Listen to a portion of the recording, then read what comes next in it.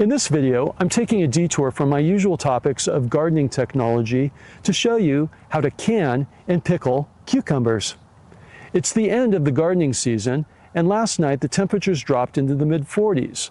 The low temperatures killed most of my melons and squash, so I've been picking all the remaining viable fruit. This is what's left of my cucumber plant.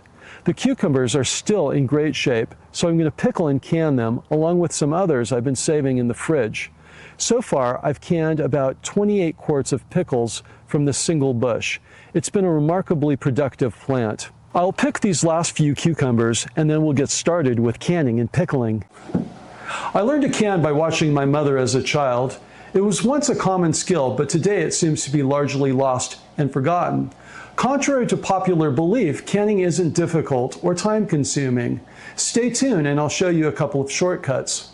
There are only 3 things that you'll need to can: a big pot that's at least 2 inches taller than the tallest jar that you have, a canning funnel, and a jar gripper. I'm using a large pressure canner, but we'll be doing the hot water bath method without the pressure lid.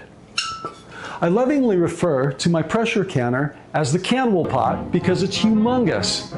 I'm using it because it happens to be my largest pot and it can hold up to 7 quart jars at a time. The most critical shortcut with canning is to start the water boiling early and then walk away. It can take up to 45 minutes for this much water to come to a rolling boil. So I'll get it going first and then do something else while I wait.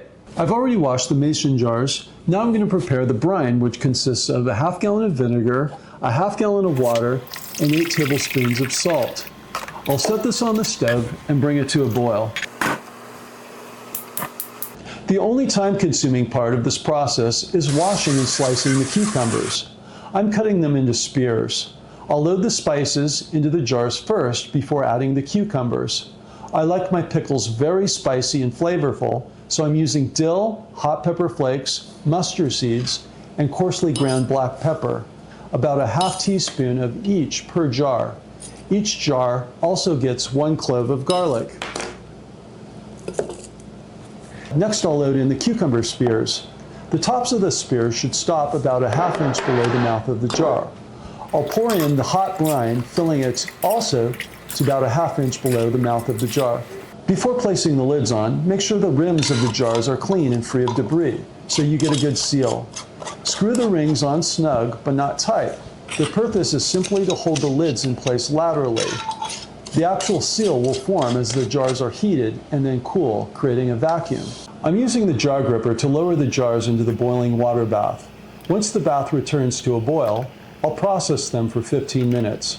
At sea level, 10 minutes is sufficient, but up here in the mountains where I live, you need to add an extra 5 minutes. Once we put the jars in, it cools off the water, so we have to wait until it starts boiling again. Then we begin our 15-minute count. The water should cover the lids by about 1 inch. These have been boiling for 15 minutes. It's now time to remove them.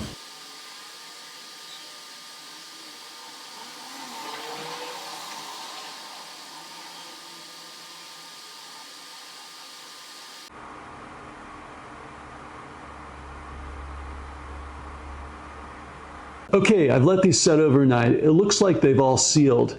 As they cool, the vacuum pulls down the domes on their lids, and you can hear them make a ping noise. At this point, you can remove the rings if you like. It's important to label home canned goods with the date. Personally, I don't use canned goods that are more than 2 years old. I'll be giving away half of these to friends and neighbors, and the rest will be eaten by next season by my large family. For the final step, we'll taste them.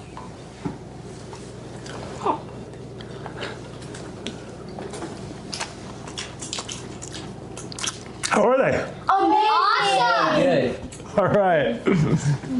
If you made it this far in the video, I guarantee you'll like my other videos, and you might as well subscribe. Also, check out Vegetronix.com for cool gardening gadgets and automation ideas. Thanks for watching.